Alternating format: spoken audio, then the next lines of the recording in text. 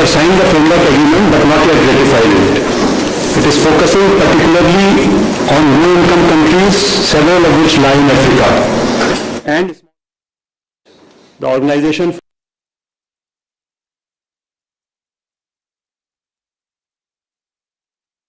implementing 9 programs, including new areas such as solar waste recycling and green hydrogen through solar. It is also trying to raise investments for its work. The broad target as laid down in the framework agreement is mobilizing $1 trillion of investment by the year 2030. India has been steadfast in its commitment to the ISA because we believe that it is a major instrument in the fight against climate change. India is the host country and has supported ISA with funds amounting to rupees 175 crore so far. It has also committed funding up to 300 crore over 3 years. India is also the current president and in its second consecutive term of 2 years as president. The 5th Assembly of ISA will be held on October 18 at Hotel Ashok, New Delhi. This curtain raiser also includes a briefing for invitee countries on the arrangements for the Assembly and associated events. The briefing will follow the press interaction by Honorable Minister, and before that DG ISA will make a brief presentation on ISA. I welcome you once again to this event. I now invite DG ISA for his remarks and presentation. Thank you, Mr. Chaturvedi. Shri R.K. Singh, Honorable Union Minister for Power and Renewable Energy, Government of India, and the President of the ISA Assembly. Srimati Vandana Kumar, Additional Secretary, Ministry of New and Renewable Energy. Dr. Amita Sarkar, DDG of the CII, which is the organization which has been putting together the logistics for the program. Ambassadors, members from various missions, members of the press, ladies and gentlemen. The 18th, on Tuesday, the 18th of October 2022, we will be organizing the 5th Assembly of the International Solar Alliance under the presidency of India, Mr. R.K. Singh, and the co-presidency of France.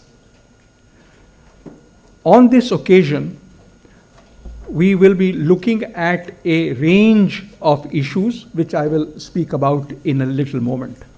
But before I do that, I think it behooves us to briefly mention what the International Solar Alliance is all about. As the Secretary mentioned, the International Solar Alliance focuses on 3 priority actions, those dealing with advocacy and analytics, and we will be bringing out on the 19th, the day following the Assembly, 3 reports: a World Solar Technology Report, a Solar Markets Report, and a Solar Investments Report. We have been carrying out a range of capacity building activities as shown in the picture which is there.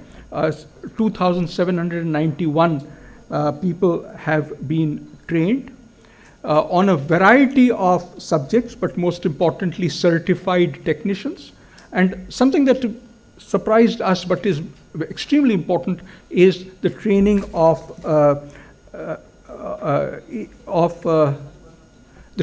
bankers in our member countries to help in the preparation and the review of projects that are submitted for financing. Similarly, we have programs for policymakers and for regulators. We have also carried out and are carrying out a number of projects helping countries in the implementation of projects as well as carrying out demonstration projects, particularly in the least developed countries and the small island developing states.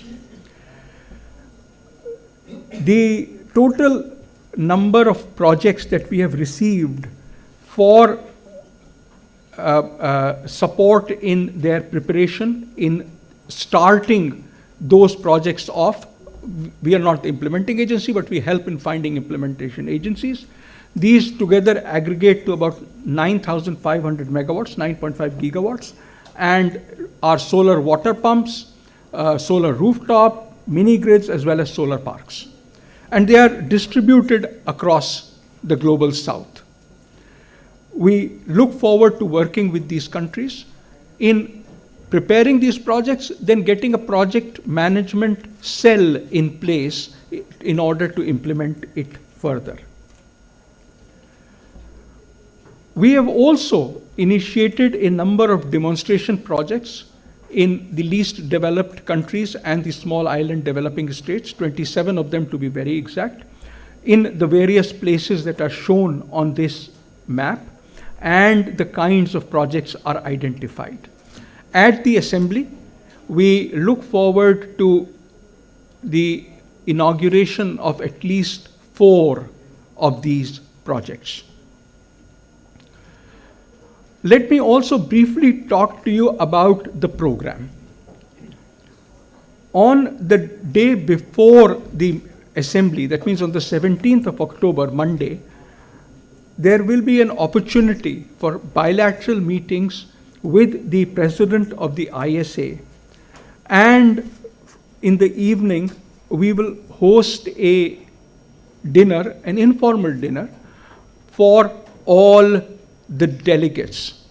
I should also point out that the CII in parallel is conducting a program, and delegates to the Assembly are more than welcome to participate in the program.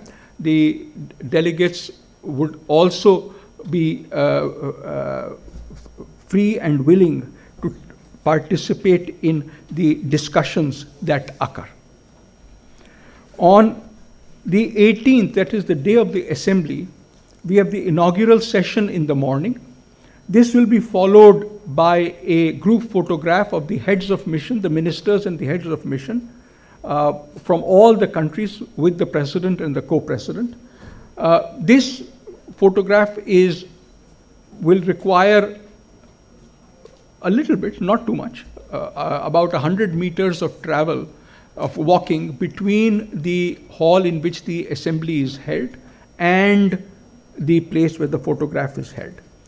And that evening, in the front lawns of the Ashok, we have the presidential dinner, which is hosted by the president of the ISA Assembly, and a cultural program that brings together not only the culture of India, but also the culture of many of our member countries. On the third day,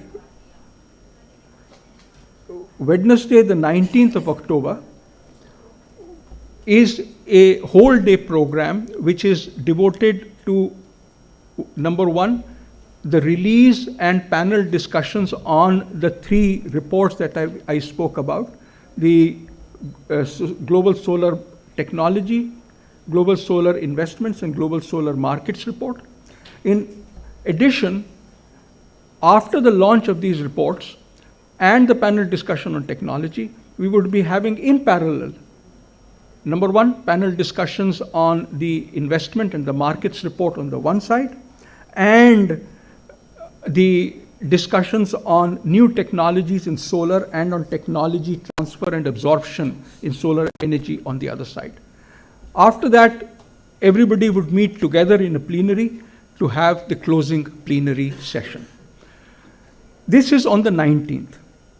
Then on the 20th, for those who are interested, we will arrange for a site visit to the solar PV installation at the Indira Gandhi International Airport, where all the electricity that is needed during the day is met by the solar panels which are on top of the roof and the cargo building. And in the night, they source hydroelectricity. So it's a fully green building that all of you would have already passed through, if not seen, the solar panels. With this, I thank you for your attention and request the Honorable Minister for his comments.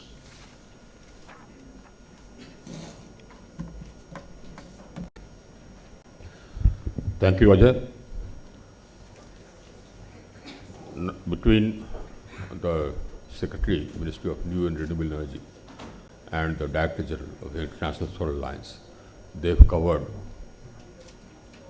all the aspects which needed to be covered. How we see this, how our country sees this, is as something which is absolutely essential. We see the International Solar Alliance as being absolutely essential to our goal of energy transition, to the Earth's goal, to our planet's goal of energy transition. Energy transition will require switching over to renewable energy. In renewable energy, solar energy is the cheapest, it's the most convenient. Its capital costs are the minimum. It is capable of distributed generation. So you can have mini grids powering villages and hamlets. And therefore it is something which can push the objective of universal access. Now that is another challenge before this world. The challenge before this world is not only of transition. The challenge before this world is also of access. You have about 800 million people in Africa alone who don't have access to energy. Now you can't give them access by relying upon the conventional methods of large thermal generation power generation plants coupled with transmission lines covering the whole country. That is a scale of investment which they will not be able to do and which is not required now. In any case, investments in thermal generation are something which will not serve the cause of reducing and stopping global warming. So solar is the answer. Distributed mini grids are the answer.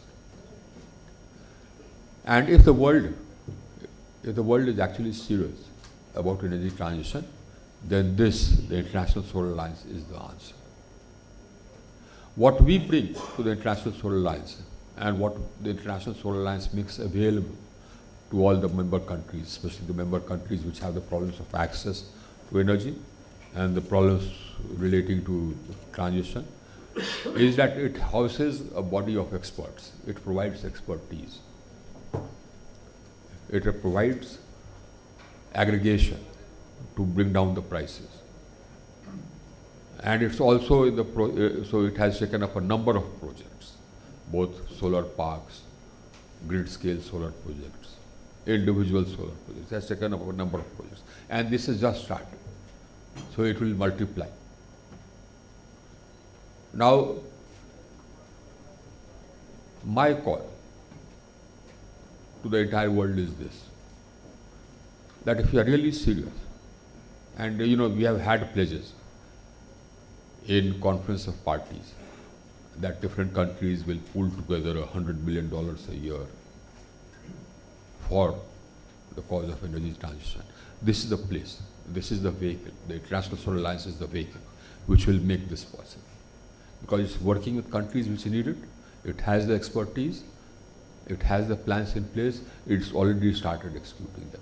If you are really serious about energy transition, then start contributing. Otherwise, please hold your peace hereafter. That's the point. Because we haven't seen as yet,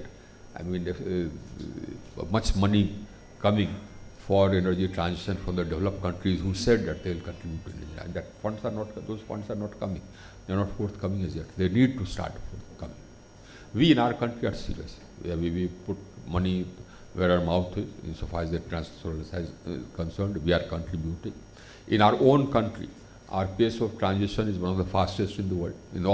Amongst all the major economies, our pace of energy transition is one of the fastest. We are the only major economy whose energy transition actions are consonant with keeping the global rise in temperature to below 2 degrees. We achieved one of our NDCs good 9 years in advance. We had said that by 2030, 40% of our capacity will come from non-fossils. We achieved that in 21.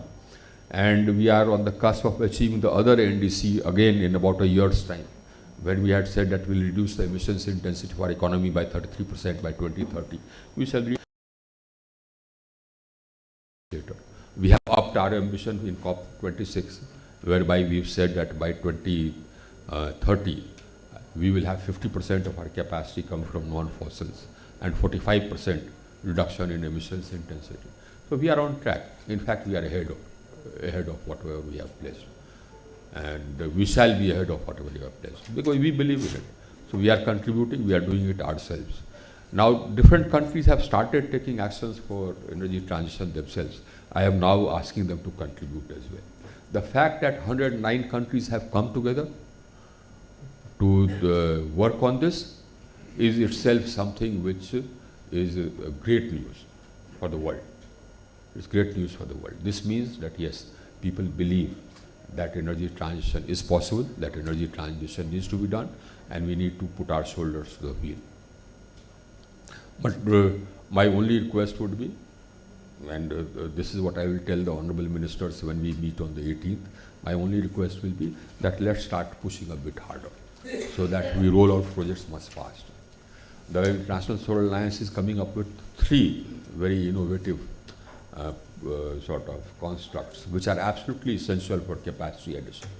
One is a payment security mechanism, so that anybody, any developer which sets up capacity in any of the countries which need it, like Africa, in any of the African countries, they will be guaranteed a payment security. So the developer will understand that, I mean, he'll have this confidence that his investment will not go bad. There is a payment security mechanism. We found that it works in our country. We put in place a payment security mechanism, it works. And second is a fund for making the cost of insurance less, so that making the premium for insurance less, so that the projects can be insured at a lesser premium. That will also make these projects viable. Now, these are 2 things which are absolutely essential for multiplying the projects, multiplying the power generation projects in African countries, in countries where access needs to be worked upon. And the third, of course, is an investment funds. Now, I will be calling upon all my colleague ministers to contribute to these funds. And these funds will be sort of rotatable, they'll grow. So this will be something which will spur and catalyze investments. Now, that's our objective here, that we catalyze investment in countries which need it, I mean, countries where energy access is a problem. So I believe that the International Solar Alliance is the biggest, and 109, not only us, 109 countries believe that, is the biggest step forward towards a healthier planet. That's how we look at it. Thank you. Now, any questions which you have? So I will now. Can I? Yeah. I will now request Ms. Siddiqui to conduct the press interaction. You want to say something?